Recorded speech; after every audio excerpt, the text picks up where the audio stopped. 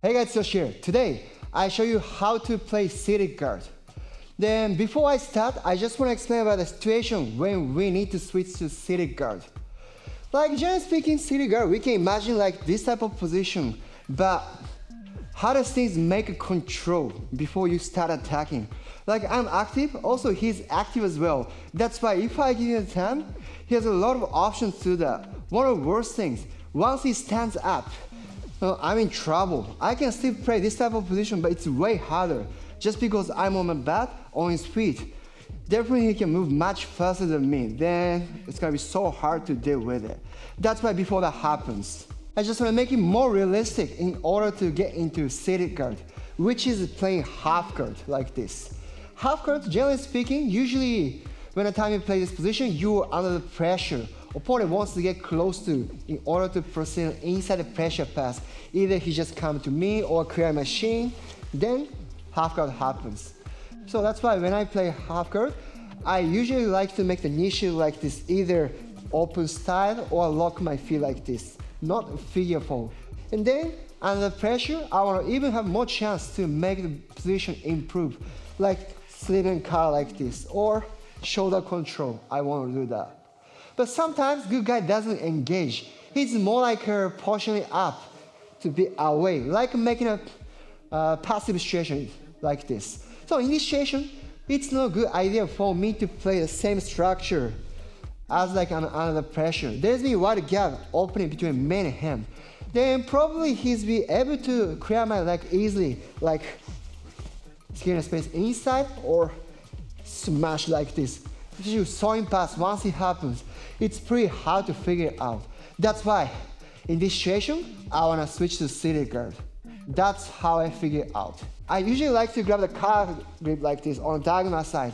This is really one of the best ways to stay connected with the opponent, plus control his upper body away. As he doesn't like this type of pressure, he wants to push it up.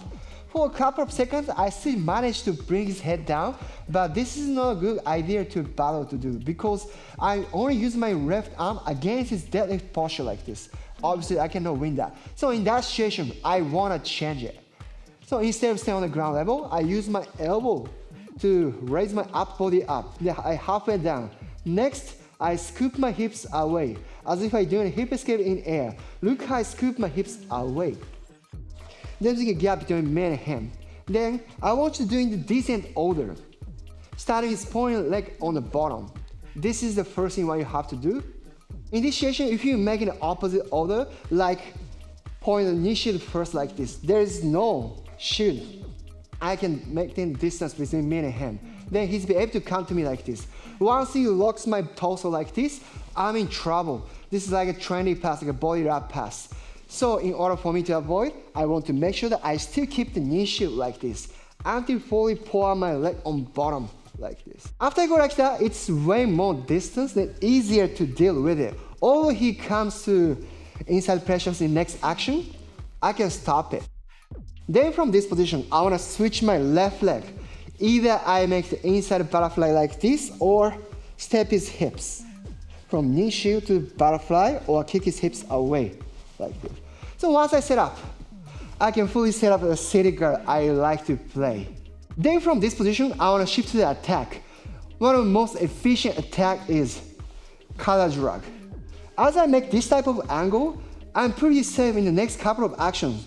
Although he wants to do the guard pass, it could be pretty difficult to do. In order for him to do the guard pass, first he needs to clear out my legs like this, and then either he comes inside my frame or outside. Then he needs to pin me down on the ground. Finally, he can pass my guard. At least he needs to take 3 steps in order to do the guard pass from this position. But I should be able to do actions before he does 3 steps. That's fine. I really like to play this position. Then very reliable.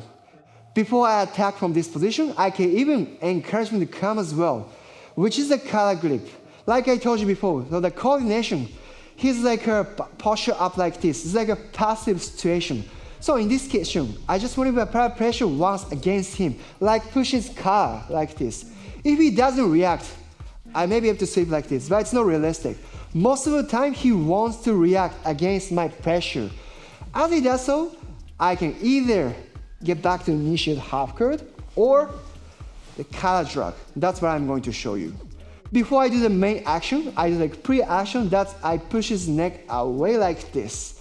He feels uncomfortable, that's why he wants to come back to the original position. That is the reaction I want to have. So as soon as I feel the reaction on my collar grip, I start changing the angle.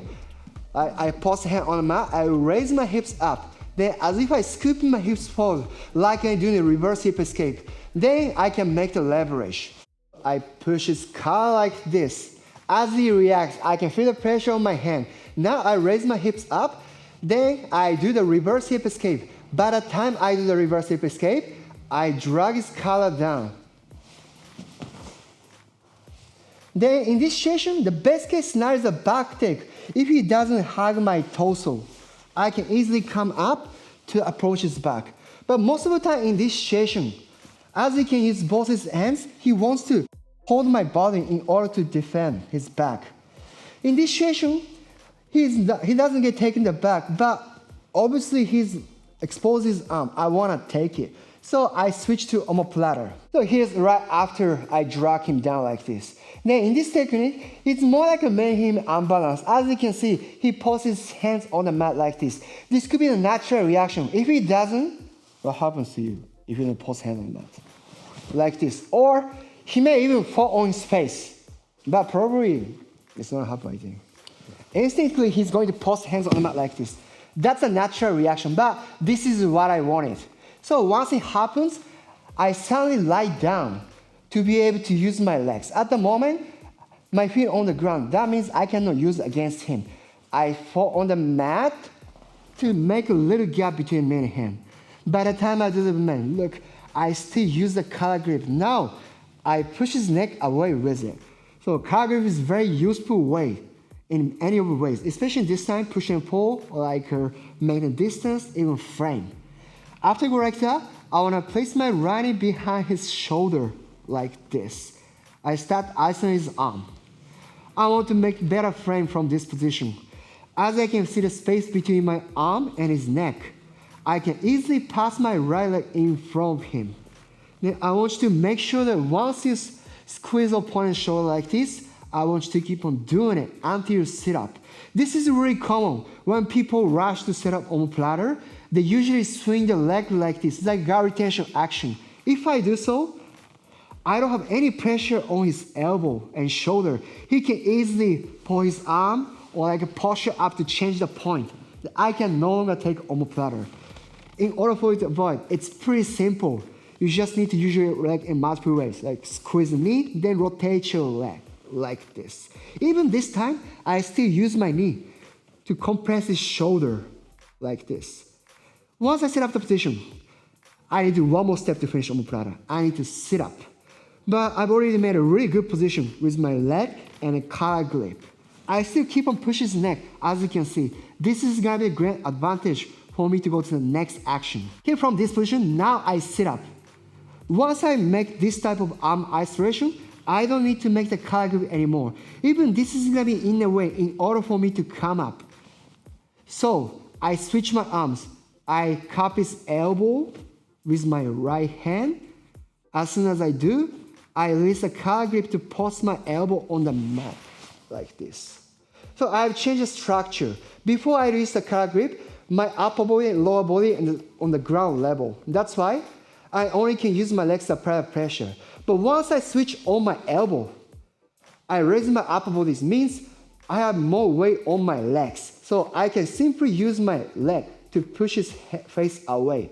Plus, as you can see, I already hold his elbow joint, so he can't pull his elbow easily. One more. I pull a leg on the bottom, following the momentum, I can hug his torso. Then I share a small tip to finish omoplata. Before you sit up, like a submission attempt, I want you to make the maximum leverage to control your shoulder. In this situation, I like to use my calf to drag his elbow and triceps back. So this is not tight yet. In order for me to make the maximum leverage, I use my calf against his triceps or elbow, like dragging it like this. So as I do so, there's been more pressure on his shoulder. It's gonna be way harder for me to posture up, and relieve the pressure later on. I'll show you how to finish. So from this, it's pretty simple. I just want to get on my toes, and then all I want to do is rely on near side shoulder. Then I can make the maximum leverage to finish omoplata. So here's how you play seated guard from knee shield. In this position, it's very important to understand action-reaction. Then once you can take the reaction from your opponent for what you want, it's going to be way easier for you to play a guard. Then you don't need to worry about make distance with your opponent. Hope it works for you guys. Thanks for watching. See you in the next one. Hey guys, my name is Daniel. Thank you for watching. If you like this video, please push the like button and leave us a comment down below. If you want to learn more techniques, simply hit the subscribe button and click the bell to be notified when we upload a new video. This way we can bring you new and improved content. Thank you, and see you next time.